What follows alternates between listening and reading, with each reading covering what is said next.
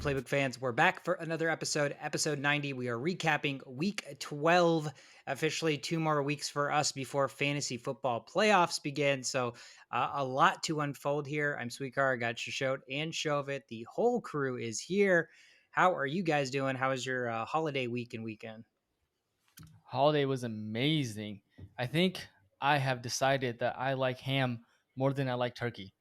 I think I'm on Welcome. board of the ham game, and I'm not a fan of turkey anymore. Yeah, we've been on that, dude. Honey baked ham is the way to go. Man. And like the biggest thing with turkey for me is it's not, I don't know, other people may disagree, but I feel like it's not the best leftover either. It's just like kind of whatever. Mhm. But other things like ham and stuff can be reheated. But I don't know. Shishot, what are your thoughts on Thanksgiving meal? Oh man, so we're gonna go there again. No. I like it all. Thanksgiving meals, technically, like the whole meal as a whole, is probably my favorite, just because of the whole situation. It's not like super spicy like our like ethnic food, so I'm typically a big spicy guy. But something about the Thanksgiving food, man, like I enjoy all of it, even the turkey.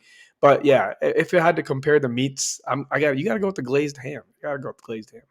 Yeah, I'm that same way. Like if I have gravy, I can put gravy on everything. So like give me as much turkey as possible if I have gravy. I can put gravy on my yams. Like I don't care. Gravy on everything, I can just drink gravy. So that's the only way I cope with some of the things maybe I don't like. But yeah, dude, green bean casserole. Like one thing I grew up despising green beans. Green bean casserole might be my favorite Oh Thanksgiving yeah, dish. it's It's healthy. freaking It's fire. got the word green in it, and it's And good. beans. And beans. What more do you want? Healthy and delicious. Oh. Check, check. We are going to unpack all of week 12, guys. Without further ado, let's kick things off with water cooler talk. Couple quick things to note. Chiefs sign Melvin Gordon.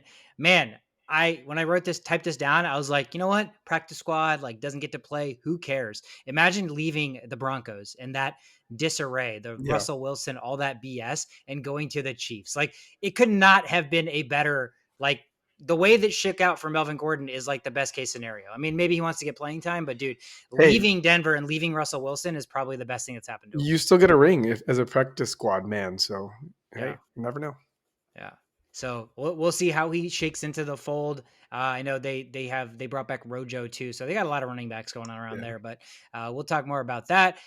Deshaun Watson officially on the 50-man roster, and the day has finally come. This is the weekend where he officially can start if they decide to do so. Now we'll get more into the Browns later, but this is kind of shitty for Jacoby Brissett if in fact he does just get benched because let's be real, he's been playing some damn good football, and the Browns are so bad on defense. So it's like one of those things where Brissett can do everything he wants, and it's just never going to look flashy enough to get the Browns the dub.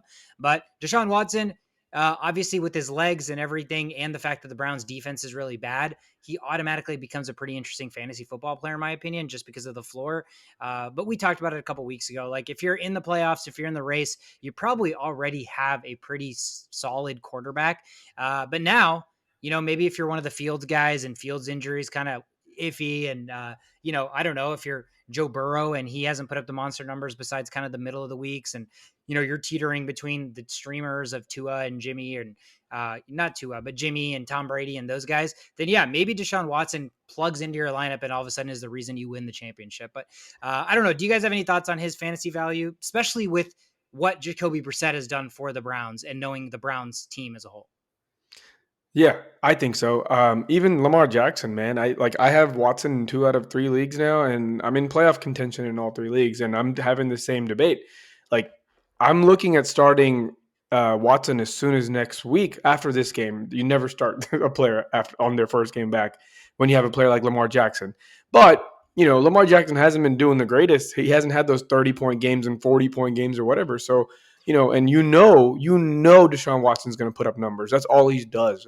All he does is put up numbers. So yeah, if you're Garoppolo dudes, and if you're like those Mariota streamers, and even if you're like bad matchup players, this is like a Right. secret weapon on your bench, and I think you got to go out and grab him just in case. Yeah, no, I agree. I mean, when he was with the Texans, I mean, he was putting up touchdowns and like multiple like 5 touchdowns in a game or some crazy stat like that. He would just throw it up and he had great receivers. So you got to get him. You got to start him if you have him, or not start him, but you definitely have to monitor him for the week after this week. Yeah, and I mean it's a pretty enticing matchup too. Like if you're one of the guys that's like ballsy or you're going to make the playoffs regardless, maybe you do start him because what better week for him to get back to football than the team that traded him and the team that has the entire scandal kind of surrounding that situation. So I don't know. I mean it could be like a Deshaun Watson statement 5 touchdown game against the Texans, and that wouldn't really say much because the Texans defense we already know has been despicable. Real quick, guys, like we did last week, let's do a quick weekly top 5 draft picks order rankings. A couple things did shake out differently from last week. Houston still holds the number 1 spot, so they are still sitting pretty. Chicago, the Bears moved to number 2 now. I believe last week the Chicago Bears were they were in the number 3 spot. The Panthers were number 2. The Panthers pick up the win and drop out of the top 5. So it's crazy to see how much this shakes out with one victory, which in the grand scheme of things for the Carolina Panthers to go from 3-8 to 4-8, meaningless. But you go from the number 2 overall pick to the number 8 overall pick, which has a tremendous amount of meaning and value in my opinion. So Bears now number 2, Detroit still number 3, Seattle number 4, and Carolina. I take that back. Carolina is the 5th spot right now. So they're in a tiebreaker, but they own the tiebreaker, so they're 5. So going from 2 to 5. Again, teams that are sitting pretty, Houston, because they have pretty much a clean slate. It's like a blank canvas, and you can basically start from scratch. Chicago, all that money, Justin Fields, and they need all the help they can get. Detroit's just going to continue to draft top 5 and never be a playoff football team, so that's the conundrum there. Seattle, obviously, the knight in shining armor because of the whole Denver trade. And Carolina's also looking for a quarterback because their defense is already solid. So we'll see how that shakes out once the season unfolds and officially ends. That's it for water cooler talk, guys. Let's jump into the action. First game on the board, upset city, Bucs at the Browns. We just talked about the Browns. Browns continue this weird season where their offense has been a lot better than we expected. They're actually throwing the football well, but the defense, the pass rush, everything that was actually their saving grace in the past has become a shit show. 23-17, though, they beat the Buccaneers at home. They covered the 3.5-point spread under 42 cashes. This game went into overtime. Tampa Bay still winning their division at 5-6. Cleveland now 4-7. Greatest thing to take away from this game, guys, Tom Brady, 218-0 when leading by a touchdown with 2 minutes left in the game. Wow. 218-0. And now he's 218-1. These are my favorite stats because all of the times that stats like these break, it's a big deal, right? Because 218 is an astronomical amount of times that the defense hasn't blown leads for him, that his special teams hasn't returned a touchdown or, like how many other things have to go right for Tom Brady to never lose these games? So some it's people almost just like it's witchcraft. Yeah, wizardry. Wizards of Waverly Place. Yeah. I mean, it's actually insane. 218 is a really big number. So again, all good things come to an end, and Tom Brady officially takes the L. Still had a decent fantasy day, 246 yards through the air, 2 touchdowns, didn't throw an interception. Jacoby Brissett on the other side, 210 through the air, 1 touchdown. Ran the ball twice for 27 yards.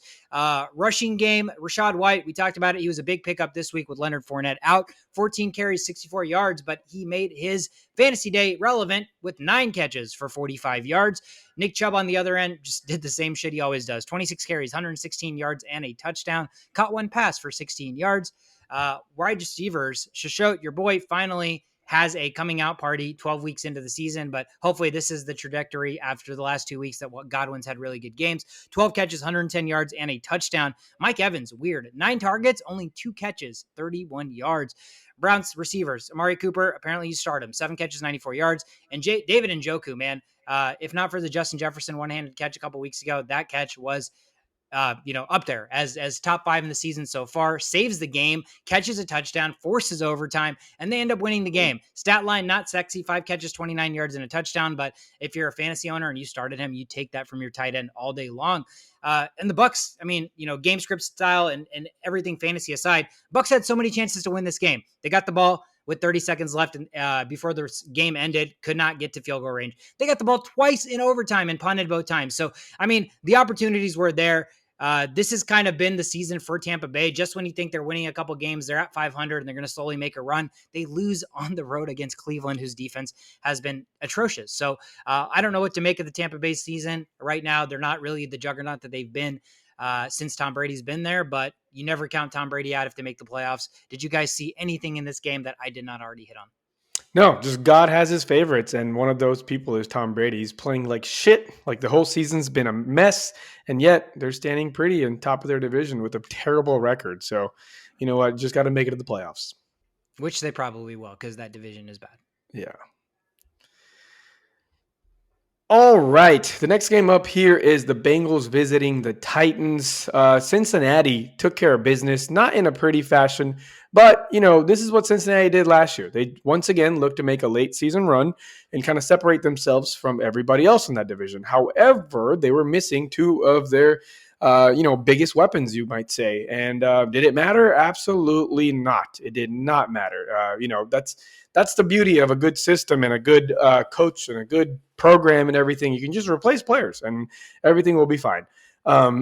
So no Chase, no Mixon, still pulled through. Joe Burrow had one of his worser games with only 18 fantasy points. I know some people would love that to be their good day, but that's a bad day for Burrow. And but still pulled out the win. So who stepped up with all these players out? Higgins stepped up. 7 catches on 9 targets for 114 yards and a touchdown, a lot of mossing everywhere.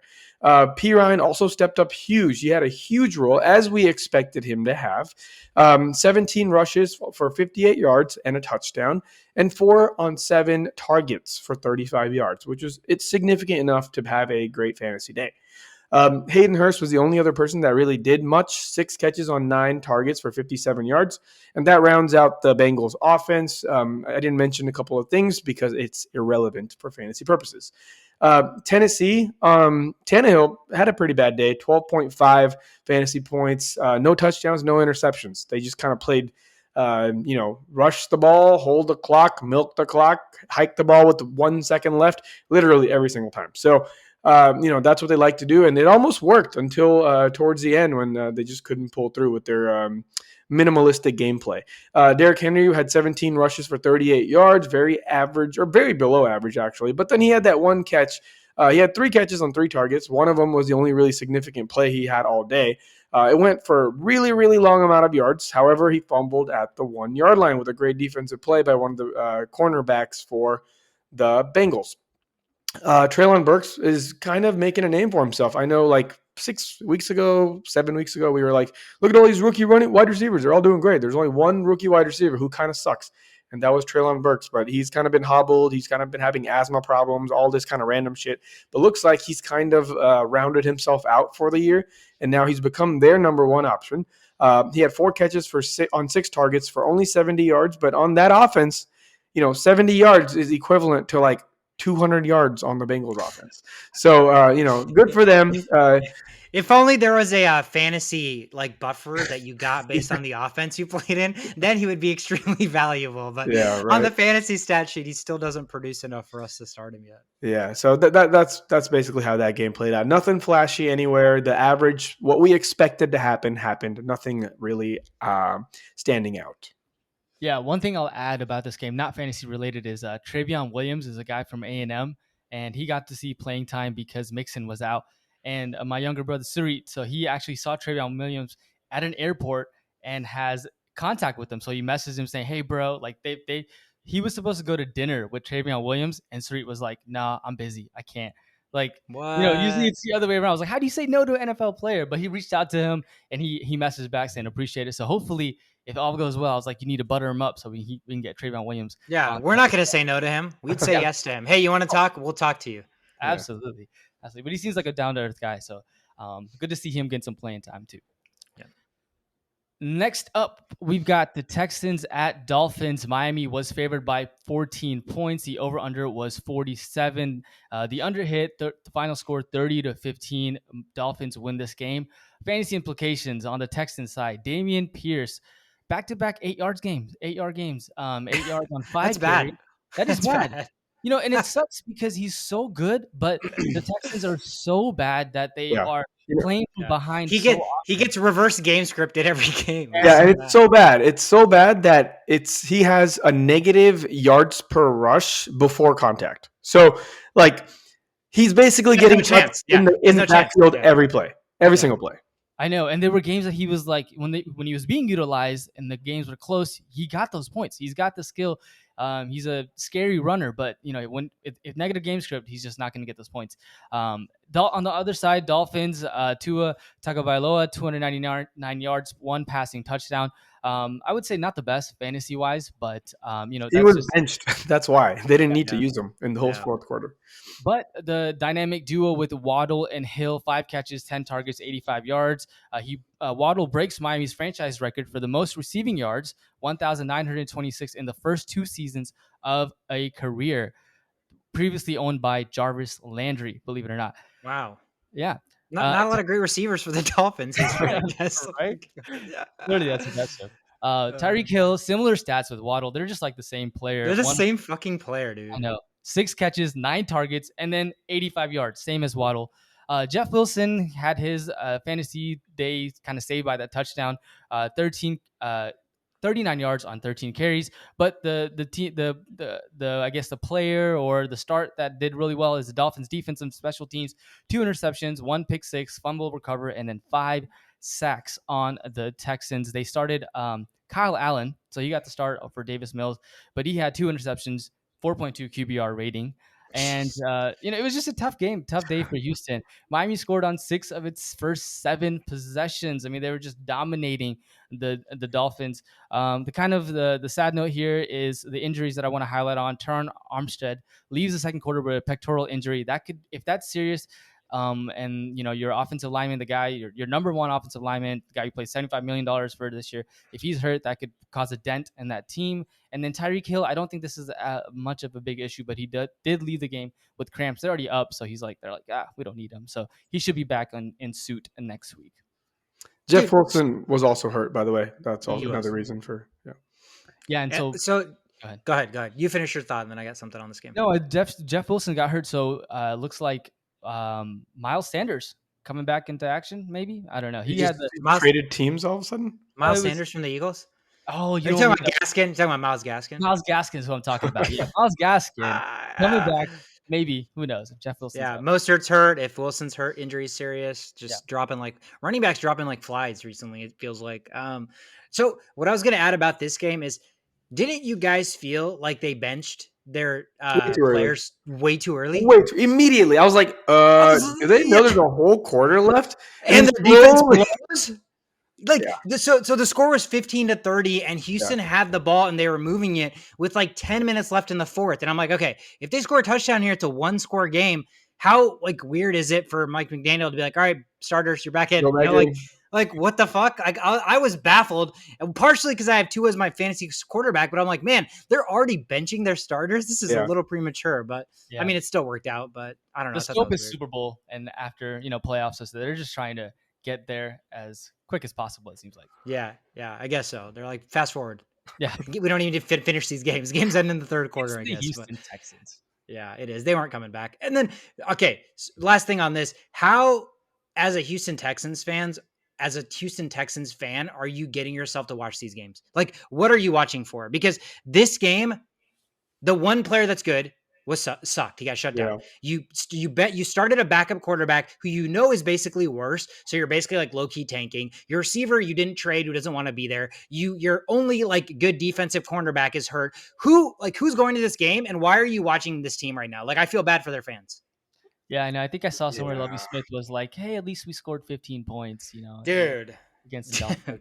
And so he's just trying to find any good that he can, because that's the last thing a head coach should be saying. Consolation prize, we scored 15 points. What? You're watching the next game to see Deshaun Watson, but outside of that, you're watching the opponent's team players every game moving forward. Pierce is probably going to get shut down here shortly too. There's really no use for him to be running around. Yeah. The next game on the board, the Chicago Bears with no Justin Fields, Trevor Seaman at the helm, traveled to New York to take on the Jets. Jets favored by 6 points. Didn't need any of those points. They won the game by 21, 31-10 final, over 38.5 cashes. The story here, guys, is Mike White. Mike White is QB1. Mike White comes in and makes this offense look like it's top 5 in the league. I know it's the Bears. In the rain. Yeah, that was my next point. I'm like, secondly, the weather didn't matter to him. So I'm sitting here. I'm like, it's not like Zach Wilson's had some good games, some bad games. He's been like on and off. Like when he's in this offense, it looks abysmal. So how is Mike White coming in here and throwing for 315 yards and 3 touchdowns and no interceptions? Like Zach Wilson just has to be that bad. He is that bad. How many times we got to say this? He's been bad since day one. So when Zach Wilson is out, okay, the Jets lead since Zach Wilson's existence. Okay, when he's been out, the Jets lead the league in passing yards per game. They lead the fucking league at 319.9 yards per game. The second is Chiefs at 249, and then the Bucs are 293. Okay, this is when Zach Wilson's out and any other quarterback is playing for him. The Jets in that scheme, when Zach Wilson is playing, are ranked 31st with 165 yards per game. And then the Bears are last with 165. But that's literally how bad he is. Like he's bad on the eye test. He's bad in the statistical world. He's bad in just interviews. Like the dude is got to hope for a trade now because this is Mike White's team. Like as of right now, it's officially Mike White's team until Mike White loses this somehow. Yeah. I mean, he's Zach Wilson after I think what he said in the press conference, there were a lot of rumbles that like he's lost the locker room, that his players don't even really give a shit about him. Like the whole Elijah Moore situation, all of a sudden another quarterback comes in, Elijah Moore, 2 for 64 and a touchdown, like relevance. Garrett Wilson, 5 for 95 and 2 touchdowns. Matt White is putting these players back on fantasy maps. And that's what we love as fantasy players. Give us more Mike White. On the other side, Trevor Siemian, what are you going to expect? I mean, 179 through the air, 1 touchdown, 1 interception. David Montgomery should show up for you, 14 carries, 79 yards, caught 3 passes for 34 yards. Michael Carter was a big, possibility this week, but he got hurt during the game. That was huge. Six rushes, 21 yards, 2 catches, 15 yards. Zonovan Knight came in and had 14 carries on 69 yards. Ty Johnson also got into the mix, 5 for 62, and got into the end zone. Bears pass catchers. I mean, you're already hesitant with Fields, so without Fields, there's absolutely no world where you started anybody on the Bears side. If you did, you're probably losing. And then the last guy to highlight on the Jets, Tyler Conklin, 3 catches, 50 yards. Serviceable day for a tight end. Jets defense, probably you were, if you had them, there was no world where you weren't starting them, so there's no point in highlighting them. They were an obvious play. But the story in this game, Mike White. Mike White is a story. Mike White should be the quarterback moving forward. All of a sudden, the stashes of Garrett Wilson on your bench, my God, I can't believe I'm dropping Elijah Moore, which a lot of people probably dropped him and now he's on waivers, or you just kept him on your bench rotting. These guys are all relevant. Even Tyler Conklin becomes relevant. The running backs become relevant because Mike White can dump the ball off as well. So a lot more people in play now for the remainder of the season in Jets games that we got to pay attention to. That's all I got. Jets dominate the Bears this game. I mean, nothing we weren't expecting.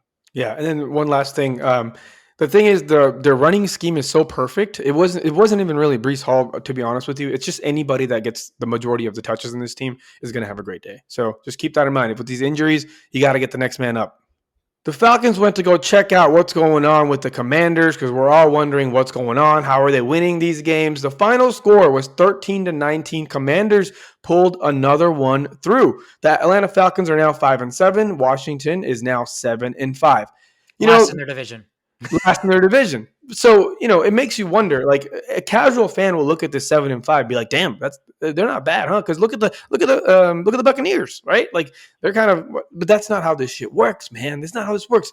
Do not let this record fool you. If you're watching these games, you can clearly see they struggle majority of the time doing weird things, and they're finding ways to win. And it's not even like the Vikings ways where like it's a close game, and they pull through.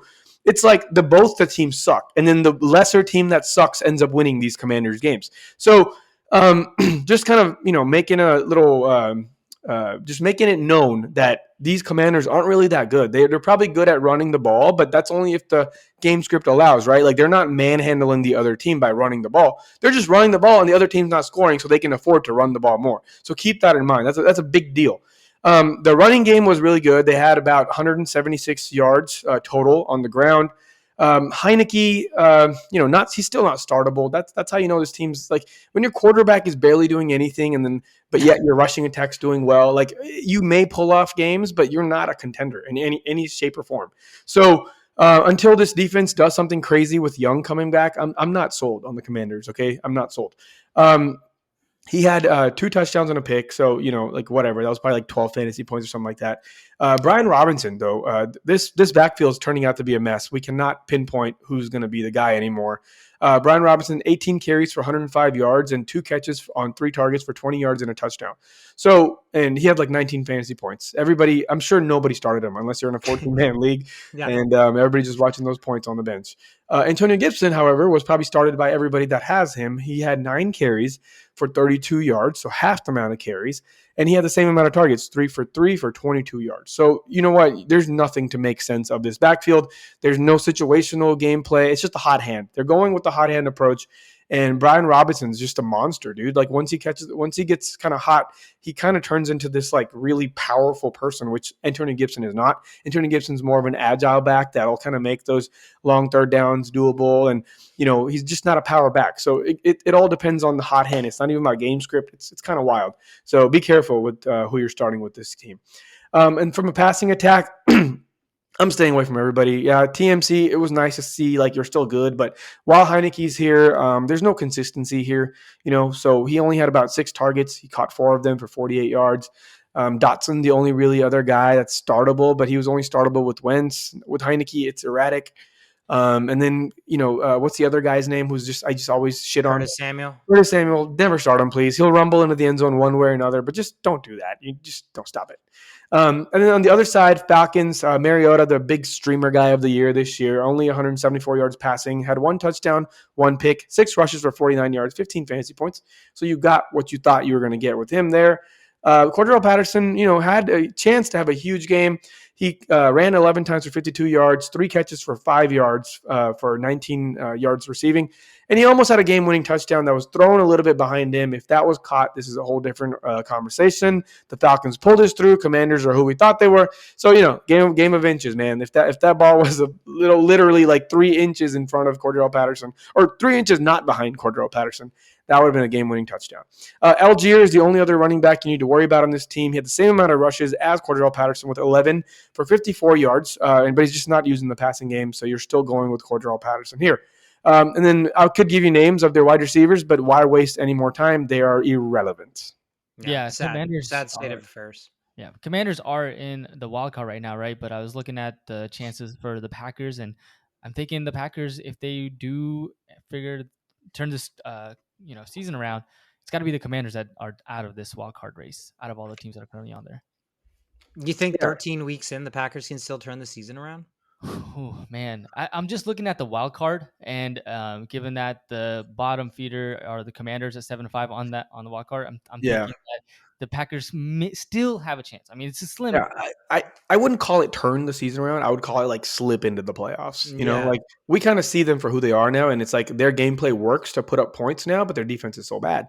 So, you know, I wouldn't like completely say they're going to make a 180 and like be a great defense, but they can slip into the playoffs scoring 30 points because there's some teams that could, you know, like the Commanders who score 19 points and they win games. So like they're not scoring 30 points with Heineke. And then one last thing I want to add is I do think the Giants are still kind of fake news. I still don't believe in the Giants because of the lack of passing attack. So that they could have some sort of like tumbling away from the playoffs last minute. That's a very much a reality that could happen. Yeah, as of right now, I agree with that. The whole NFC East is in the playoffs. Yeah, as of right now. That is wild. All right, next up, we've got the Broncos traveling to Carolina to face the Panthers. The final score was 10-23. The Panthers come in with a win on this game. The final score. What's up? What were you laughing at? Every time we talk about the Broncos, their scores are always like 10 or 12. And in my head, I just know that they only average like 14 points a game. And the fact that they still didn't score that many, it just makes me laugh. I don't know why. It's pretty bad. Denver is 3-8 now. Carolina is 4-8. So fantasy side, I'll start off with the Denver Broncos. Russell Wilson, 19 of 35 attempts, 142 yards. Really not a good day if you decided to start him. But Latavius Murray had 92 yards on 13 carries. Not a vulture anymore. Looking like a RB1 right before Boone comes in, and maybe he'll start vulturing again. But on the Panthers side, Deontay Foreman, 113 yards on 24 carries, 400 yards rushing performance in the last 6 games. Either it's Dudley or it's over 100. So, you know, hopefully you started Foreman and you got the benefit of that.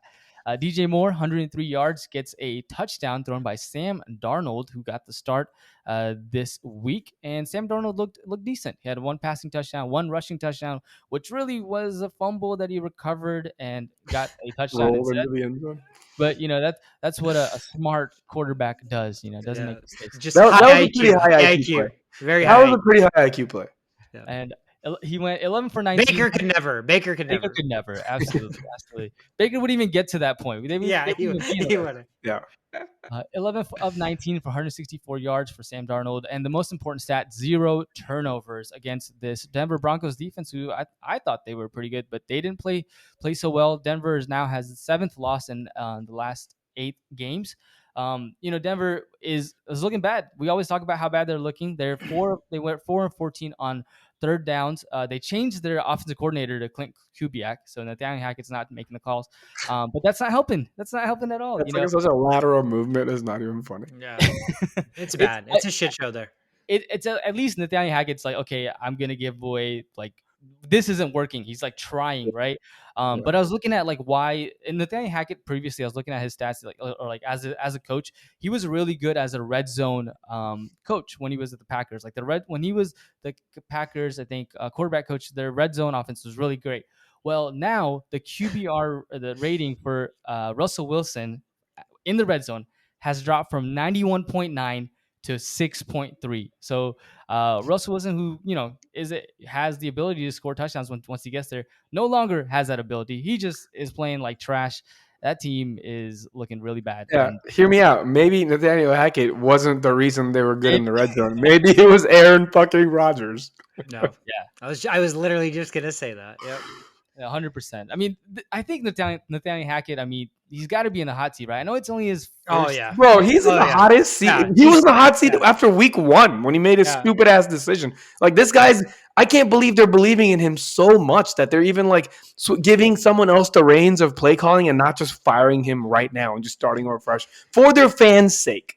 Yeah, they can't. The problem with the situation is it's almost like this whole Broncos regime was built together, right? It was we're going to get Hackett. We're going to get Russell Wilson. We have so it was everything was changing. So they're kind of tied together with each other, I feel like. So now it's if you're moving on from Hackett, all of a sudden, Russell Wilson, he's just dead weight. What the hell do you do with Russell Wilson? So that's so bad. Yeah, it is really, really bad for Denver. I mean, I can't believe that's where we're at with the Broncos. They are probably going to finish better last year than they did this year.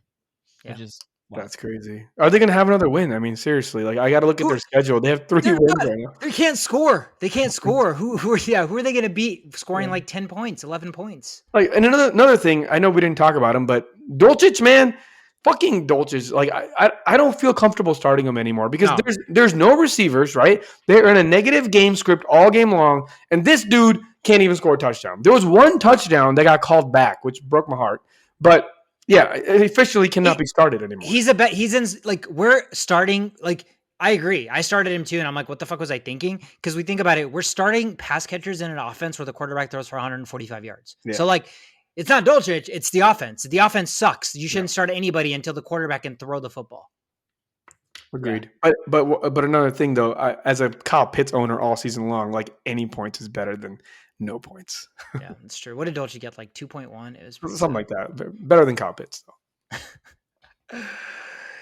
The Ravens and the Jaguars played one of the more fun games to watch this week. Jacksonville at home, favored by underdogs is 3.5 points. Over 43.5 hit as the Jags upset the Ravens at home, 28-27 final. Baltimore now 7-4. Jags are 4-7.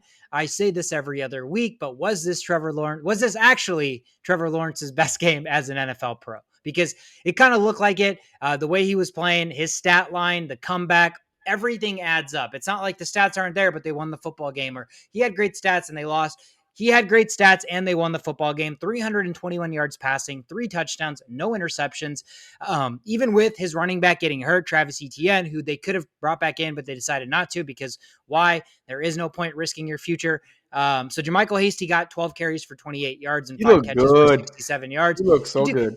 He's another guy that reminds me of like if he got playing time, he could basically be Marshawn Lynch. Like, remember for the longest time, Marshawn Lynch wasn't a starting running back and he just kept bouncing. He was like on waivers, and then all of a sudden, and then all of a sudden he finds like 6 games with the Seahawks is amazing, and then that's when kind of the Marshawn Lynch of dominance began. Yeah. Jermichael Hasty, every time he touches the football, I'm like, dude, this guy seems like he can run. He's so physical. Why does he not get like full playing time? But I don't know. There's probably something that we may not know. But he got the load with ETN going down, but ETN is fine. He's going to play next week, so it's not like you need to go grab Hasty. Running backs on the other side, unless Kenyon Drake got hurt early, somebody explained to me the usage with the running backs here for the Ravens. Why did Kenyon Drake only touch the ball twice for 2 yards? Why did Gus Edwards shit about your fantasy team? They just don't. Like, there is no reason to bank on any running back here. We saw this with Gus Edwards. They love Gus Edwards. Okay, if one thing they love is they love Gus Edwards. They hate everybody else. It must be something along those lines because Gus Edwards fumbled twice. Right? Did he not? And he's still getting carries. And we're looking at Drake barely touching the ball after having monster games the last couple of weeks. But I got a hint of this with the whole Dobbins situation when Dobbins played so well, got a little hobbled up or whatever, but he came back. And after the initial first time coming back, he barely got any touches after playing so well. And they just like went to the next guy. This is not, you got to stay away from whoever this offensive guru is that's making these decisions. As long as he's there, I am not drafting a Ravens running back ever. It's just, don't do it to yourself. Yeah, the one guy that was supposed to be the guy can't stay healthy in Dobbins, so then they have this like revolving door. But like you said, Kenyon Drake gets limited action, dominates, and then all of a sudden Gus Edwards comes back and it's like, here you go, Drake, back to 2 carries for 2 yards. Just it really doesn't make much sense. I mean, and you look at the stats and you look at kind of what went on, and it makes sense why the Jaguars won this football game, even though they had to come back in the fourth quarter. The Ravens didn't really run the ball well besides Gus Edwards. Yeah, Lamar, 14 carries, 89 yards, but he's the running quarterback. That's expected. But they're pass catchers. Like John Oliver, the backup, the third string tight end, had 4 catches for 76 yards and a touchdown. Deshaun Jackson, the guy who was not employed 3 weeks ago, caught 2 catches for 74 yards, right? Mark Andrews, 4 for 50. Duvernay, 3 for 23. Demarcus Robinson, do you pick him up? Couple good games. 1 catch, 17 yards. So clearly you don't pick him up. It's not even the running backs anymore. The entire offense of the Ravens is like, if they're going to win, they're going to do some weird ass shit, but you can't trust anybody. And right now, like, can you even trust Lamar Jackson? No, like I said earlier, I don't trust anybody on this team. I don't even trust Andrews. But Tucker, trust Tucker. Please trust Tucker. Dude, I hate myself. I'm gonna go out and say it. I'm never drafting Tucker again. I'm not gonna do it. I love him, but I trust my own, like, which kicker is gonna do well this week instincts so much more than I even thought about that I would.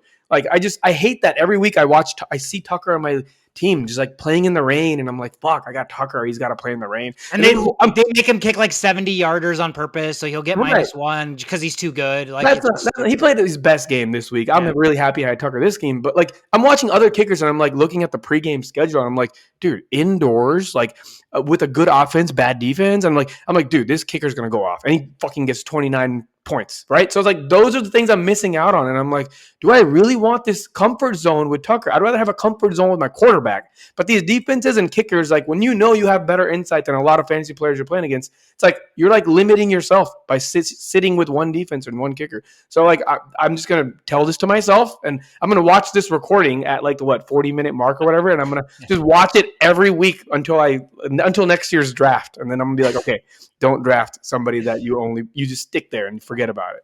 Yeah, that you're bringing up a great point. He is one of those players where it's impossible to bench him. But again, the Ravens offense isn't warranting him being an automatic start. You're just automatically starting him based on the name Justin Tucker. And because he's the best kicker of all time. But again, context matters and the situation that he's in matters. And right now the Ravens are struggling to get him the amount of points and usage that, would make sense for drafting him early and not starting anybody else. But that's it. I mean, the pass catchers on the Ravens, the running backs on the Ravens, everybody on the Ravens is a question mark, and you really don't know what you're going to get. You're still going to probably start Mark Andrews every week. Lamar probably, just because the upside's so tremendously high. But yeah, that's it. Yeah, I mean, similarly on the Jags side, Christian Kirk was kind of their consistent guy, but Zay Jones this week, randomly 11 catches for 145 yards. Marvin Jones had a touchdown, 3 for 22. Jamal Agnew, 5 for 37 and a touchdown. So Christian Kirk only 5 for 46. They do spread the ball around. Kirk is the main guy and the guy that's going to be more consistent than not. But with these kind of teams, with the way these weapons are utilized, with no real one true alpha, you have to expect that if you're starting these types of players, you're going to have weeks where they're not going to do well. Like that's just kind of the cycle of life with these teams and these players. So Ravens, again, losing a really, really close, hard-fought game, allowing the comeback at the end. Trevor Lawrence and gang 4-7, winning this 28-27. Yeah, wonderful game. Next game was probably my favorite game of the week. Chargers went to visit the Cardinals. The Chargers were favored to win by 3. Over was supposed to be at 48. The final score was 25-24. Man, and typically, in these type of games, the Chargers find a way to just lose. And this game, they just happen to play the team that's like way more shittier than they are in those situations this year. The Chargers are now 6-5. Arizona is now 4-8. What did I tell you, Sweetheart? I was like, Herbert, he's going to get close to 30 points this game, and he got 28 point something. So, just kind of see how bad the Cardinals defense is, and knowing that the Chargers kind of have some of their weapons back and how good Herbert really is. This is what you kind of expected when you drafted him, but a lot of things were not going the Herbert owners' way all year until things are getting better. And now things will get even better next week when Mike Williams comes back. So good timing for all of that. Fun fact for Herbert. So Tua has actually never had a career losing record in the NFL at any point, but Herbert has never had a career winning record in the NFL at any point. And it's really sad that that's a true fact, because he's probably the third best quarterback in the NFL. If you really want to get into an argument mode and have a true discussion, Yep. Like, he's really good. He's really good. He's probably a better decision maker than Josh Allen, to be honest. And he can run really well too. He just chooses not to, and he had to do that this game, which kind of helped his fantasy numbers on the ground as well. So a really good quarterback, just in a bad situation. But this game, it was the other way around. Let's start with the Chargers players first. Herbert, 28.8 fantasy points, 274. And 3 touchdowns, 4 rushes for 38. I think 25 of those came on 1 rush. And then Eckler, 25 fantasy points. If you just looked at the rushing numbers, you're like, damn, Eckler had a terrible day. 5 carries for 20 yards. Wow, that's bad. And then you see 11 catches on 15 targets, and you're like, oh my God, if my running back could never. So 60 yards receiving with a touchdown. And then that was the game with the game on the line. They got in the end zone from 1 yard out. And they capitalized with Everett on his 2-point conversion. And they just kind of did BDE, Brandon Staley game. Doesn't work sometimes, but as we can see from the Jaguars and the Chargers, like, if you give me the opportunity, I'm taking this opportunity 10 out of 10 times. No questions asked, unless it's raining or some shit. So pass catchers for the Chargers. Carter was the main guy this week, and you can kind of see this trajectory of these young receivers kind of making a name for themselves, not out of want, but out of necessity, because they've kind of had to. And thankfully, they're actually pretty good. Carter was 7 for 10 for 60 yards and a touchdown. Keenan Allen, again, they used him in like very conservative situations, like third down, got to get a target. Like, oh, we got to make this play happen before second quarter's over. We got to get in field goal range. So that's when they targeted Keenan Allen a lot. 5 for 7 for 49 yards, and he got a touchdown. Palmer, 5 for 7 for 56. I mean, it was not everybody's going to score a touchdown. So if you're getting Carter scoring a touchdown, then likely the chances of Palmer scoring a touchdown goes down. And then on the other end, Murray, 26.2 fantasy points, also a really good day. 191 yards passing, 2 touchdowns, 1 pick, but he had 7 rushes for 56 yards and a touchdown on the ground. Vintage Murray, if you ask me. And vintage Connor, 25 rushes for 120 yards, 3 for 3 on receiving, and that allotted 20 yards and a receiving touchdown. And D-Hop, kind of a mild day for him, with Hollywood Brown coming back and taking a lot of the targets. 4 for 6 for D-Hop, but he got the big run for 87 yards after the catch and a touchdown. Hollywood Brown, 6 of 7 for 46 yards. They're using him in very much like a drag slant situation because he's so fast. And I think that's where he's going to thrive the most too. So I probably see a lot of that coming. And no touchdowns for him. But other players, not really worth it. The backup tight ends coming in, they're really not Zach Ertz. Zach Ertz is one of the greatest tight ends of all time. So we kind of thought we could just plug in some players and make it happen. But I guess it was more Zach Ertz than it was just a situation there. Usually James Conner's numbers are like 25 carries for 20 yards. So 100 yards more than I'm typically accustomed to him seeing, but way more efficient than he usually is. Yeah, the usage is there, though. Like, the usage carries are always never there. dies. Carries are for sure there, yep. Yeah, I picked up Trey McBride and thinking that he was going to fill that Zach Ertz role, but I am parting my ways with him. I just don't see that right now. I mean, it was a good decision, right? Like, it's about the what ifs. It's like, what if somebody takes over his role? So, I mean, it's fun while it lasted. Awesome. Next up, we've got the Raiders at Seahawks. The final score was 40-34. Raiders actually come up with a win in this game. They are now 4-7. Seattle is 6-5. Big fantasy implications on the Raiders side. Josh Jacobs, 299 yards rushing with 2 touchdowns. That can't be right. 299 yards rushing. It's not 299. That's the record. Because that would be the record. Then he would have broken the I record. think it was 229. 229. You're right. It is 229. 229 yards rushing and 2 touchdowns. 6 catches for 74 yards, which equals a total of 303 total scrimmage yards, which is still monstrous. I mean, 303 yards. Insanity. That is crazy. Foster Moreau had a pretty decent game for a tight end. I can't believe I have to live through this game again for a second time. Anytime I see a running back getting a lot of points, I just go back to the Buccaneers. Jamal Charles? Oh, Doug No, Martin. Doug Martin. If you ever see a running back doing really well, just go pull up fantasy and go check who I'm playing. He's probably there. Oh, man, it is unfortunate. Josh Jacobs just played lights out. Foster Moreau, 3 catches, 33 yards, gets into the end zone with a touchdown. Devontae Adams, no touchdown, but 7 receptions for 74 yards. Underwhelming for Devontae Adams, but other guys were getting touchdowns. Matt Collins gets a touchdown, 4 catches and 63 yards and a touchdown. And then on the Seahawks side, Geno Smith, 27 for 37 for 328 yards, 2 touchdowns. Kenneth Walker, not the best day, but he got into the touchdown, 2 touchdowns for him.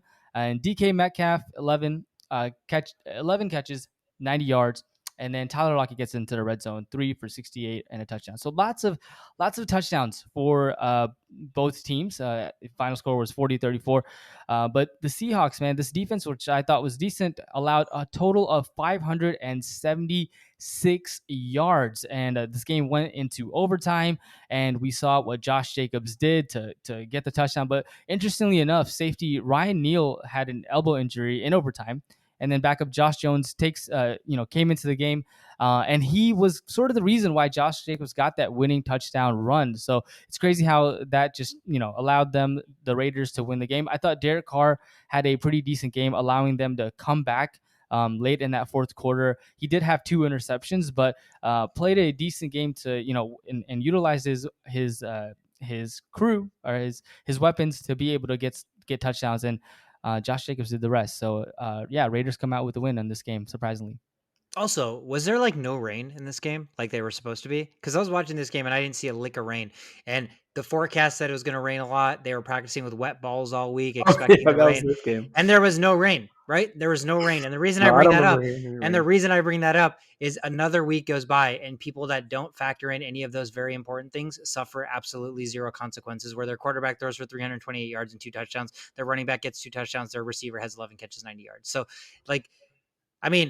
some people can just make all the wrong decisions and everything works out for them. And that just seems to be such a reoccurring theme, because I was watching this game expecting it to just be like monsooning, because Derek Carr is practicing all week with a wet football. And then it's like sunny skies, 70 degrees, best weather of all time. I'm just like, what the fuck is this? So soapbox tangent over. No, I wonder if there's people that didn't start Josh Jacobs because he was dealing with the ankle injury. Yeah, there were. He wasn't dealing with an ankle injury before the game, was he? He was. Yeah, it was. I don't know if it was ankle. I thought he came up last second on a calf injury. That was during the game, and he got removed from the game, and then he got put back into the game and he ran for 80 yards and a touchdown.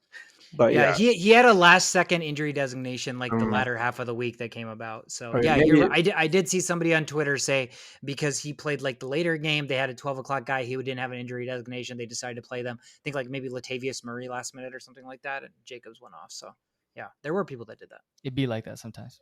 Yeah. It do be like that. You know what it don't be like? Anything about the Rams this year. So the Rams took on the Chiefs in Kansas City. This game was a snooze fest. Kansas City favored by 15.5 points, and they only cover the spread by the hook. They won the game by 16 points, 26-10 final, under 42 cashes. Kansas City 9-2. The Rams are 3-8. I don't even want to talk about the Rams. I mean, they're starting Bryce Perkins at quarterback, for God's sakes. The dude does not belong in the NFL. He can't really throw the football well. He's just like, basically, he is the definition of a chicken with his head cut off. He doesn't belong in the NFL. They know they're going to lose. They're like, you know what? Like, it doesn't even matter what happens. No Cooper Kupp, no Allen Robinson. The running back's a shit show. Like, everything is a nightmare. And they're like, you know what? Bryce Perkins, you lead the charge. So it's like, that's how much the Rams don't give a shit about what's going on right now. Yeah, I mean, it's like they sacrificed all this for a Super Bowl, right? So, like, you can't even be mad at them because the problem is they can't even tank, because if they tank, they don't even have the picks to capitalize from the tanking. So here's what's happening, okay? I kind of have the lowdown, and I fucking see through all these teams when it comes to injuries because, like, it's just so obvious, right? So all of a sudden, Allen Robinson is on the IR, right? All of a sudden, there was no injury that you saw on the field that was significant for him to be in the IR. And now we have Aaron Donald complaining of an ankle pain out of nowhere. So basically what they're doing is like, okay, all of our best players, let's just call you injured so we don't have to throw you out there and actually get you injured, and let's just finish this season off however it happens. All right, so let's put some money on Jalen Ramsey having an injury designation before the next game starts. That's actually a great idea. I'm pretty sure something's going to come up. Yeah, Jalen Ramsey's not going to play. No, I mean, why would they? Again, like you said, they manifested this championship, the Super Bowl last year, by trading away all this picks, getting top end talent to again sacrifice the future, and it came to fruition. They won the Super Bowl, but this is the negative downside of that. They have Bryce Perkins, who threw for 100 yards running the offense. It was just he looked like a 5'5" like Division II quarterback that just does not belong in the NFL. And the sad thing is the Chiefs did not even give a shit this game. Isaiah Pacheco ran the football 22 times. That's how much the Chiefs did not care. He only ran it for 69 yards, so he wasn't even efficient. But you know what? What do the Chiefs do when they need to win? They throw the ball to Kelsey. Kelsey is not going to catch 4 passes another game against a competent defense for the rest of the season. Patty Mahomes he had 320 yards passing, but only 1 touchdown, 1 interception. So like very modest, very mediocre. They were just going through the motions. It wasn't even a fun football game to watch because the Chiefs were going to win this game. The Chiefs didn't even have to try hard. And the Rams, Bryce Perkins looks like he's playing with like 120% effort, and it's just not good. It's just not good enough. So, it's like big brother, little brother type shit where the Rams just did not belong on the same football field. And again, fantasy-wise, you still started Kelsey and Mahomes and did well, but Mahomes didn't do as well as he normally does. Kelsey didn't do as well as he normally does because Mahomes was just fucking around. I mean, MVS 4 for 56, Juju Smith 3 for 38, Sky Moore 5 for 36. He was just like, you know what? This is a great opportunity to start utilizing some of these randos, see what they're about. And yeah, this for the Chiefs was basically a practice game. They still cover the spread by the hook because they knew what the spread was and they knew they only had to win by 16 points. So they were like, we can just not give a shit. They're 35 out of the 60 minutes and then try when needed. So again, for the Rams, sad state of affairs. Rest of the season, there is not a single player on the LA Rams that you're starting in fantasy. There's just not. You can eliminate the LA Rams from fantasy football for the rest of the 2022 season. Yeah, I want to see a Rams versus Texans game and see which player comes out on top. Oh my God, Dameon Pierce field day probably, maybe. Yeah. All right. Well, here's another game with lackluster fantasy implications on one side, but a tons of fantasy implications on the other side. The Saints went to go check out what the 49ers were up to in the West Coast, and they kind of sucked.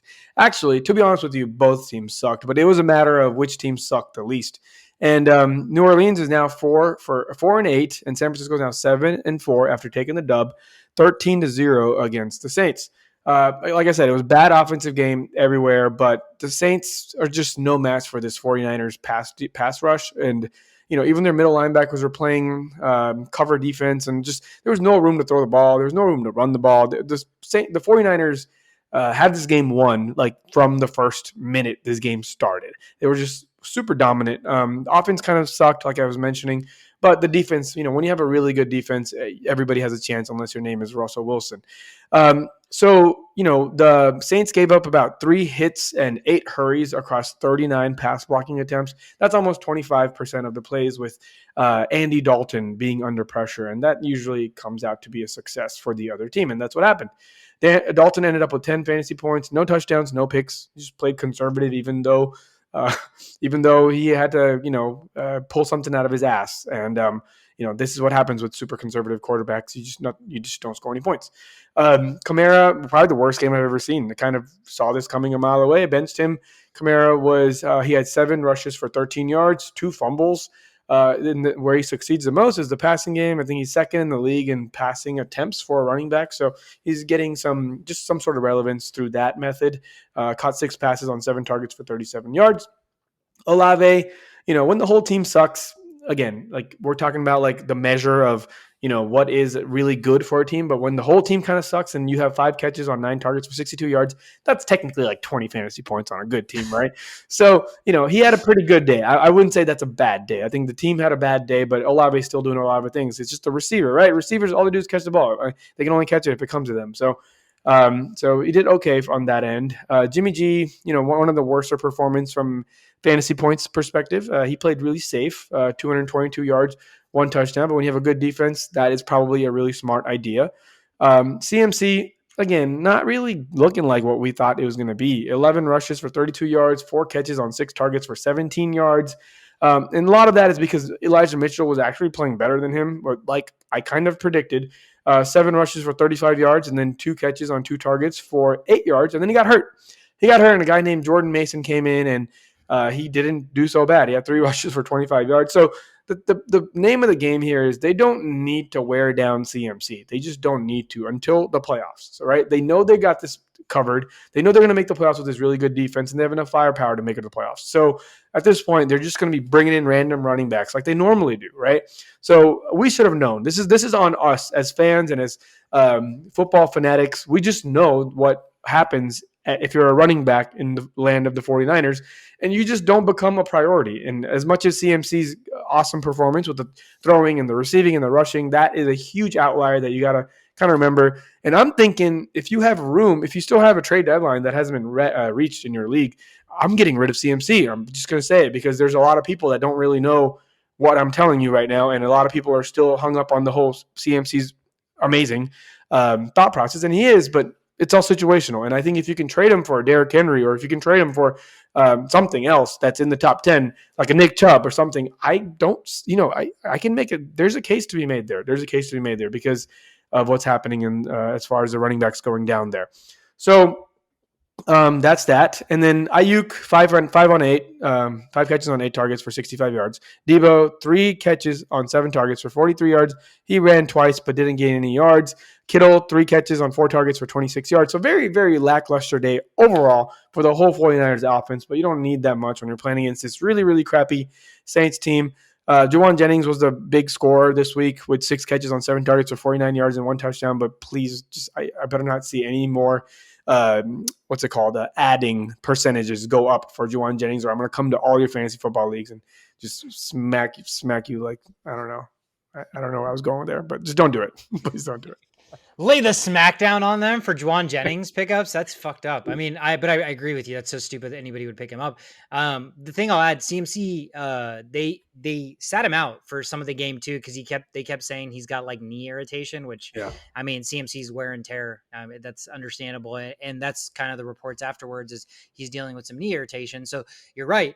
The value for CMC's fantasy is not very high for the rest of the season because, like you said, they're going to make the playoffs. They can just limp their way into the playoffs. They have enough weapons.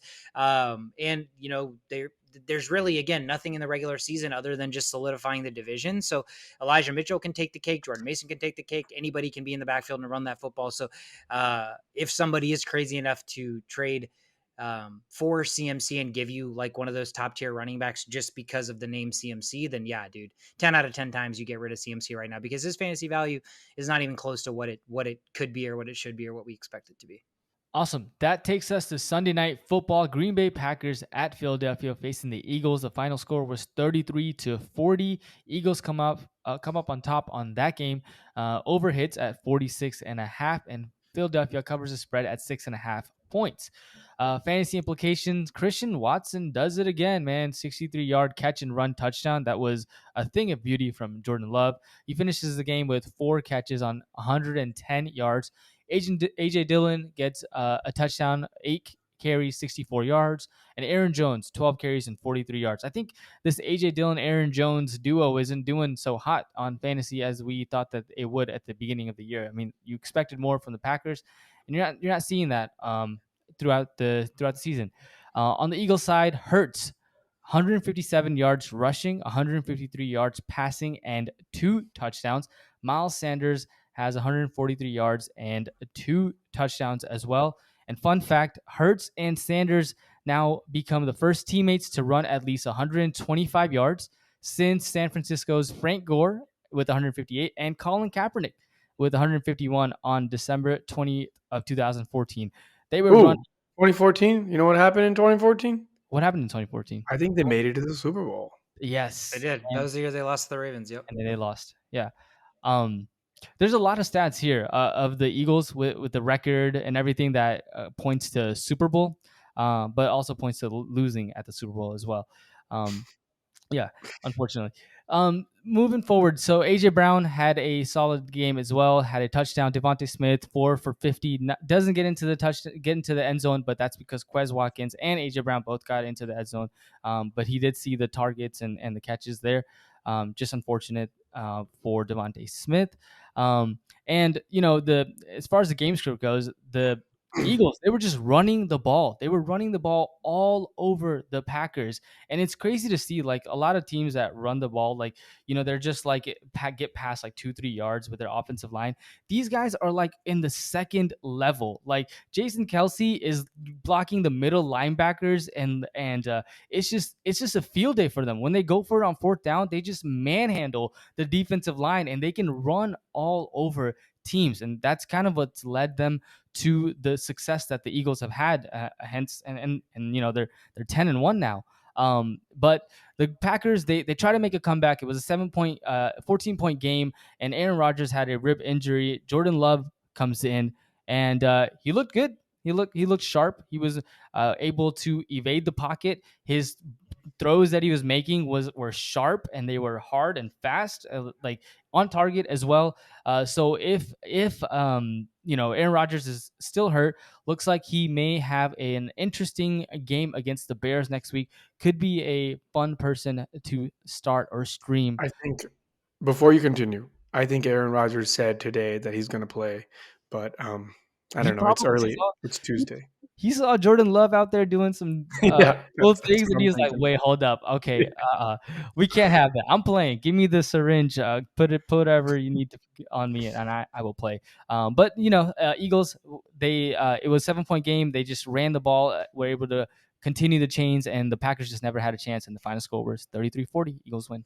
Yeah, I was impressed. I was impressed with Jordan Love. It looked like he is a guy that is sitting behind one of the best quarterbacks of all time, because even his throwing mechanics looked very Aaron Rodgers-esque. So it really looked like he's learned from Aaron Rodgers in a good way. And he was a guy that I think the last time I saw him play was like last year, and he looked so bad. Like he could not make throws. He did not have that quick release. He wasn't like throwing timing routes. And that back shoulder throw that I saw this week from him, I'm like, what the fuck? Like that is not the Jordan Love that we saw last play football. So there's been a lot of tweaking and teetering with him and his mechanics and everything behind the scenes, because that dude looks really fucking good. And if Christian Watson ends up coming to fruition with what he's displayed with just his speed, I mean, that's a pretty crazy duo to be in the NFC North for the next 5-10 years. Last thing. Oh yeah. Don't shortchange Aaron Jones like that, man. I've been extremely happy with him from a fantasy perspective. He had 3 catches for 56 yards and a touchdown, which you just conveniently failed to mention. So he did get into the end zone. He had 17. He's doing pretty good. He's like number 8 or number 7 fantasy. He's doing very well. So I've been very happy with him from a fantasy perspective. AJ Dillon owners probably not happy, but they're dumb for drafting him in anyway. So Monday Night Football, ends the rundown with the Steelers traveling to Indianapolis to take on the Colts. Colts at home, favored by 2.5 points, over under 38. Pittsburgh wins this game on the road as 2.5-point underdogs, over 39 cashes, 24-17 final. Pittsburgh now 4-7. Indy is now 4-7-1. This was a fun game to watch, not because there was a lot of explosion, but it was a lot of grit and grind on both sides. It seemed like both sides really had to work hard to get first downs, to move the ball. A lot of times the offense is going 3 and out, looked really bad on the Colts side.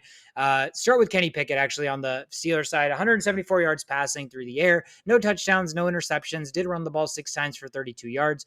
Matty Ice had 199 yards through the air, 1 touchdown, 1 interception, and somehow he got his old legs to run 4 times for 22 yards. Pickett had a touchdown. Remember the touchdown where he do the whole Ronaldo thing? Like, how did that happen?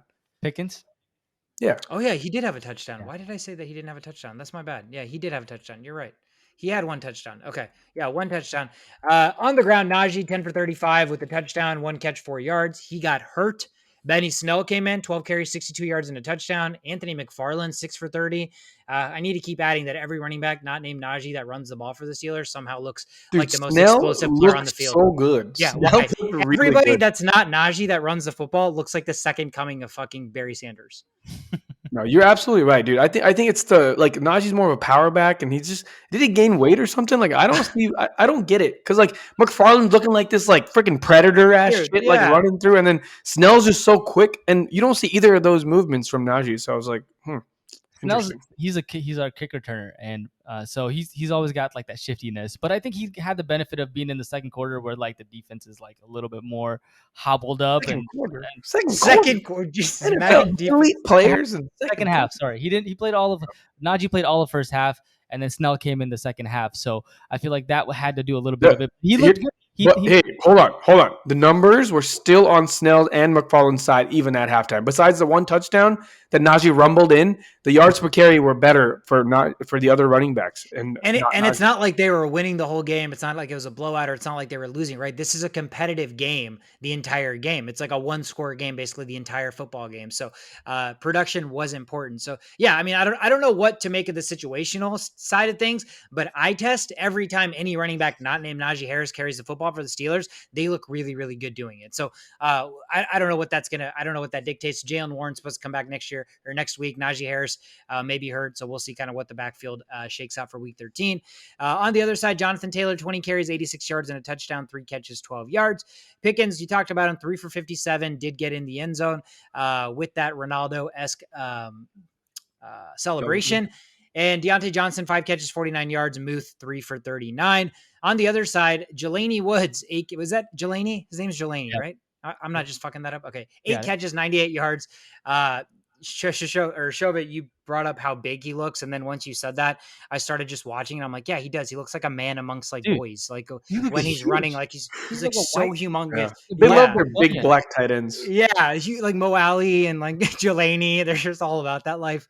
But yeah, he had a good game. 8 for 98. Michael Pittman Jr. 7 for 61 and a touchdown. So like we talked about with Matt Ryan as quarterback, Pittman Jr. probably the most trusted receiver out of all of the guys they have there. And I think, the biggest thing about this game was the big 4th down stop with 3 seconds left or 30 seconds left or something like that at the Pittsburgh 26. The Colts were driving the ball in the final possession. They had a chance to tie this game up, and Pittsburgh defense makes a stand. So again, it was a back and forth affair. These are the kind of games that, again, when we talk about Pittsburgh not having an overall successful season, that they don't have the same firepower. These are the kind of games, though, that every time I'm still going to lean Pittsburgh, because the difference in these types of games is coaching and execution. And give me Mike Tomlin 10 out of 10 times when it comes to coaching and stuff like that versus a lot of other people. So I overlook the fact that they have Kenny Pickett. I overlook the fact that Najee can't run the football. Just knowing that they're playing against an opponent that, they have the opportunity to beat, I'm going to take Pittsburgh because Mike Tomlin gets shit done. So they win this game 24-17. Big stop on defense. Pittsburgh now 4-7. And that wraps up the rundown with Monday Night Football. Anything you guys want to add on this Steelers game, Shove It? You want to get any last words about your squad? Pick it to Pickens. Get ready. Still playoff hopes. 5 more wins. They're 9-7. 6 more wins. They're 10-7. Yeah, it's not about playoffs anymore. It's just about going out there, putting your best in, and getting ready for next season. If we get to the playoffs, it's great. But the fact that Kenny Pickett is playing better and better, and they're getting connections with Pickens, that's the silver lining in all of this. I'm going to give you a very, very objective, neutral, non-biased take about what I think about Kenny Pickett. Okay. Okay. So, you had the benefit of watching Big Ben for like most of your fandom, and he's a Hall of Fame quarterback, right? So quarterback play was pretty much never a worry or an issue for you. Maybe Cordell Stewart, Charlie Batch a little early, but for us who have gone through like quarterback purgatory and it's been just a nightmare. Oh, God, don't say it. I feel like you're going to say a quarterback from the Vikings, and I was thinking about him. Yeah, and I think I know who you're going to say. And I think I know. Christian, Dude, I was thinking about that. He plays exactly like Christian Ponder. And like Christian, like the problem is he's just not. Christian Ponder was just not equipped for the NFL, right? Like he could throw the football sometimes. He can scramble a little bit, get out of the pocket, but like everything was like slightly below average or just quite not there. Yeah, I hate it too because as Pittsburgh fans, you want to latch on to the possibility of the future. You want to latch on to the possibility of like the ceiling or what could be. But what for me, I worry that Pickett is already what is. Like there is no more what could be. Like this is who he is. He's going to throw for 175 yards, more often than not. He's not going to be the 300-yard passer. He's not going to have insane stats. He's going to be the guy that relies on his defense. So like, is he going to be a game manager type quarterback at best? That's just kind of what the trajectory shows. Hopefully he can prove me wrong. Hopefully that's not what he is. But there are plays that transpire where I'm like, an NFL quarterback leaves like there's more to be desired from that play, which an NFL quarterback I expect to make. That is just quite not there. So I know it's really premature, and I'm glad that maybe you said Christian Ponder before I even brought up Christian Ponder, which means it's not just me thinking those things, right? So there's something there that's making that connection, but that's what I thought. Still kudos to him. Like there were times where Christian Ponder would grit and grind his way to win games for us and run for the first down and shit. He won that playoff game to get us to the playoffs against the Packers that year. His best performance ever, probably. So there are flashes of like, oh my God, could he do it? But the probability is more times than not, he just kind of quite can't do it. Hey, real quick, Christian Ponder could have done it. He had an injury that kept him out of the game. Joe Webb had to start that game and we got destroyed. So you know what? It's about any given Sunday, right? Like he's not a good quarterback, but if the shoe fits, man, you just got to win like 4 games once you make to the playoffs, and then you win the Super Bowl. Yeah. So it's just the what ifs. Fuck. He's got like his deficiencies, like in the sense like he overthrows the ball at times. His accuracy is not there, but he's able to evade the pocket. He's able to move the chains in that sense. But what I like the best about him so far is like from last week. He was reaching out to Tomlin and like saying, "Hey, this is a play that we need to run when we get into the red zone." And when they got to the red zone, they ran that play. It almost got fumbled, by the way, but it was a throw. It was little what Aaron Rodgers usually does, like that throw to Watt. Like the little flick shovel pass. Like he faked the run to the right and shovel passed, and that they ran that play. So it's like that maturity and that leadership skills that you want to see in a quarterback that's there. He's still developing, so I still feel like he's going to be better than Christian Ponder. But yeah, I do see the similarities, and I was worried when watching the game. I was like, this guy kind of looks like him a little bit, but I think he might be better. I mean, only time will tell, really.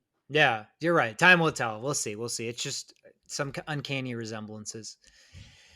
That is it for the rundown and the action. Let's hand out some awards. My first award is the Let Me See You 1-2 step. So that's Sierra. Sierra, yeah. Who's getting the award here? It's a good connection. I didn't even think about Russell that. Wilson. Oh, okay. It's not Russell. The day I give an award to Russell Wilson on this podcast, bro, blow it all up. Is he number 12? No. It's a good guess. Nothing? No. Let me see you 1-2 step. The 1-2 step is the 1-2 punch for the Philadelphia Eagles. This award goes to Jalen Hurts and Miles Sanders, man. 1-2 step is the read option with these two guys. And no matter who kept the football, every single play, yards were had, points were had, fantasy was propped up. So it was such a fun game as a Hurts fan. But what was annoying is Miles Sanders could have had like 4 touchdowns if Gainwell didn't get that first touchdown. And what was annoying is every time Miles Sanders scored a touchdown, I'm like, okay, the Eagles do this. They give that running back a touchdown, and then Hurts will usually keep one himself. He just never fucking kept it. And it just kept going to Miles Sanders, and then just kept going to Miles Sanders, and then kept going to Miles Sanders. But this running duo, for as well as this team runs, Miles Sanders, like the value of who Miles Sanders is and the perception of who Miles Sanders is so different. Like he has immense fantasy value, but the perception of Miles Sanders is like, he's just kind of he's going to get 15 carries in an offense that, doesn't really give a shit about him. But dude, they run the football so much, and he trusts Miles Sanders so much, and he gives the ball to Miles Sanders like a lot more than he keeps it himself. So really, really productive day for both guys against the Packers. And so they both get my 1-2 step award. I swear I was going to say that. And I was even going to pick them as my award. And I was like, I saw that. Let me see 1-2 step. I was like, that could be Jalen Hurts and Miles Sanders. I'm tired of audibling. And I didn't pick that because of that. You're like, enough fucking audibles. I just want a scripted drive for once in my life. All right. Hopefully I don't rub into your award, shove it. But my award's called the Greg Jennings Award. Oh, somebody got hurt. He a hamstring keeps running. It's the Madden thing. Is it the Madden Greg Jennings thing? Who is it? Who got hurt and played through hamstring? It's fucking Josh Jacobs, okay? It's Josh Jacobs. Josh Jacobs had the team on his back, ran for so many yards, caught so many yards. It was like I basically wanted to just play the Titanic theme song the whole second half while watching that game because I was like, the ship was sinking. You're like, the ship is sinking. Yeah. I was just there with my violin, like just watching shit happen, and then the cherry on top, fucking overtime rush for touchdown. Like you can't even make this shit up. It's just, dude, I hadn't even seen that the fantasy points had updated or that touchdown happened when you said I got Josh Jacobs. I was just like, yeah, he's had pretty crazy game. Like, and then I saw 86-yard touchdown. I'm like, oh shit, that's what happened. Yeah. No, I almost pulled it through in both leagues. I scored so many points, but the other guy in my other league in a regular half point PPR scored 170 points. So, and I scored 156. That's the most I've ever scored in my life. So, some days you just got to erase and think about the next game and start game planning on Tuesday night. So, yeah, that's my Greg Jennings Award. You got to give credit where it's due. And, man, Josh Jacobs, man, he's fucking killed it. Nice. The waiver wire game plans. Yeah, I can only imagine what your notes look like on waiver wire. All right. Next up, my award is the Kurt Angle Award. The ankle lock?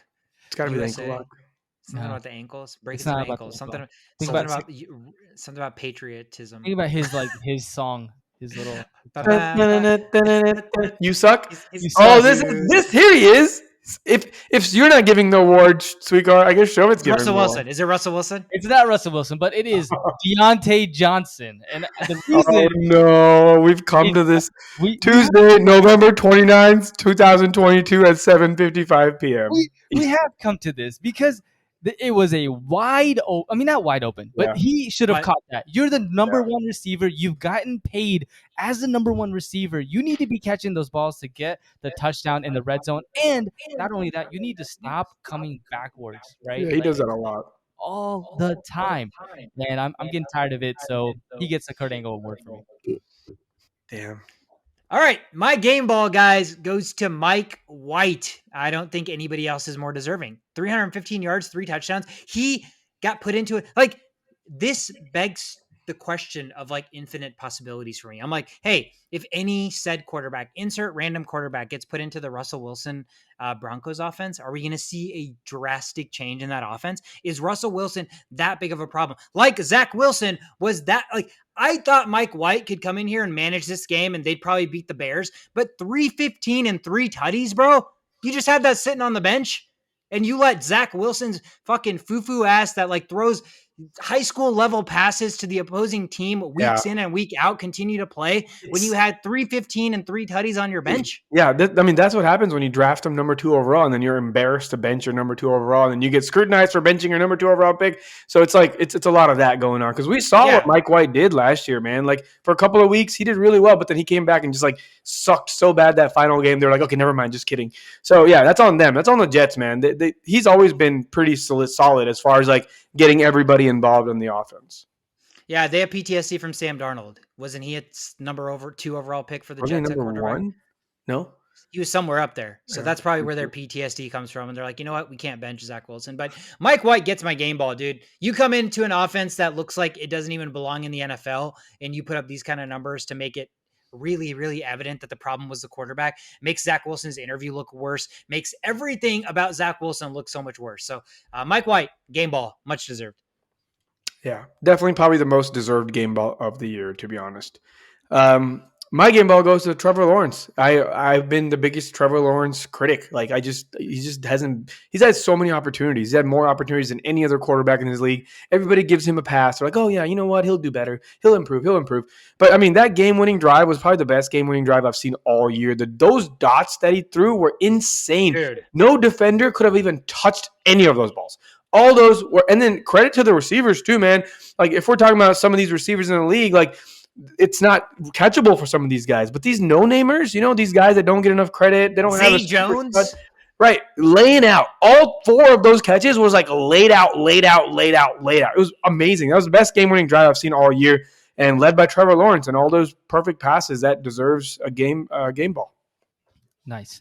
My game ball goes to Amon-Ra St. Brown, 9 receptions, 122 yards, 1 touchdown. Just comes in and just does all the things he needs to do to get my fantasy team a win. And so therefore, he gets a game ball. He's a stud and should be started every week as he has been. And he gets a game ball for me. No, he's a wiener in my book. A wiener. That's it for awards. Let's end the episode real quick. Preview Thursday night football, AFC East showdown. Bills at Patriots. Buffalo on the road, favored by 5 points, over under 43.5.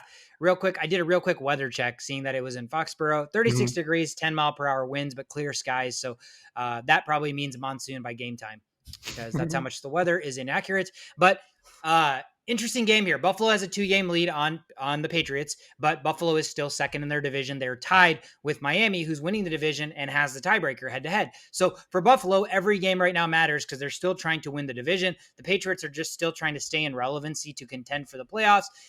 What are you guys seeing in this matchup? Like, I guess if you can both give me one player that sticks out most to have a big game in this matchup.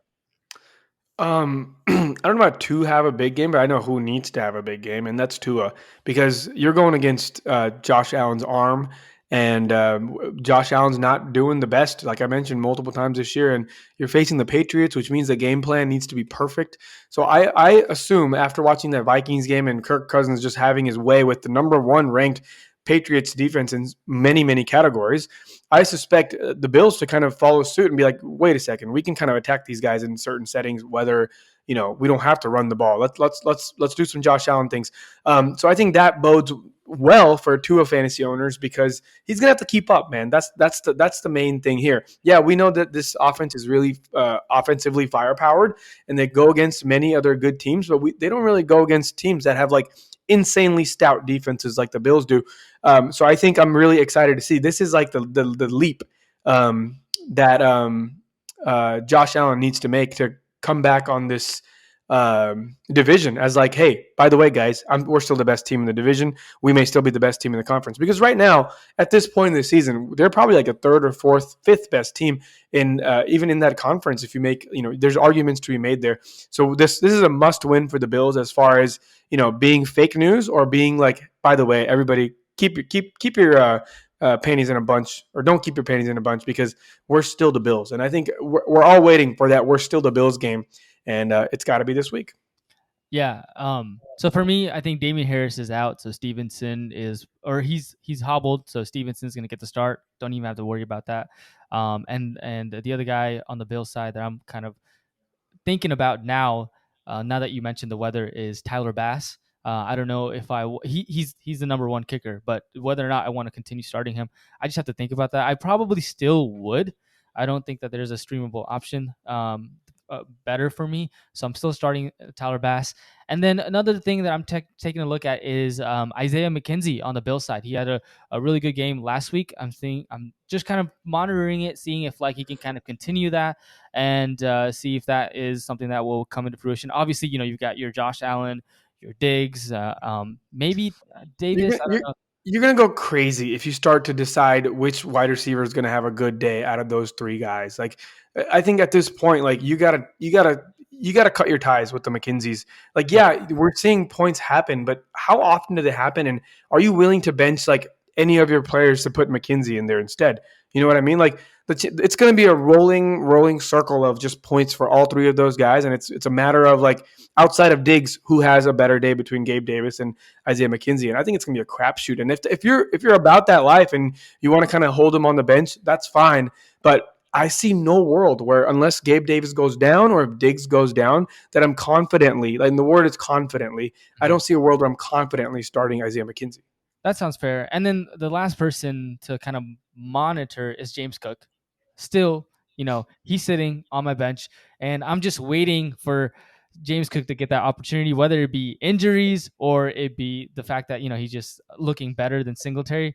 I'm just kind of looking at that from a fantasy standpoint. Other than that, I mean, I still think that Bills end up winning this game, but those are some things I'm looking for. I'd like to see what the Patriots record is after a loss at home the next game. I assume it's probably really good as from like a win-loss perspective. But yeah, I don't know that information right now.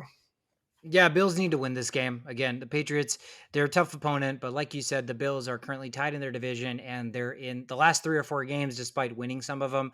Everybody's like, okay, are the Bills who we thought they were? Or are they a little bit of a, fake news to an extent? But again, until Josh Allen proves otherwise, you're still going to fear them, but they really do need a statement game to kind of right their ship.